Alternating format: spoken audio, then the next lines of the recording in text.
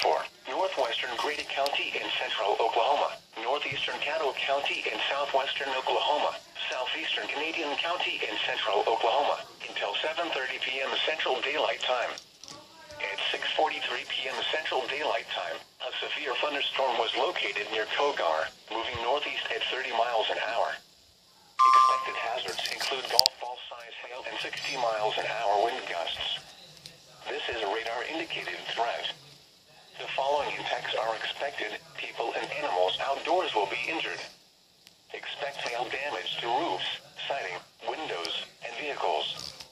Expect wind damage to roofs, siding, and trees.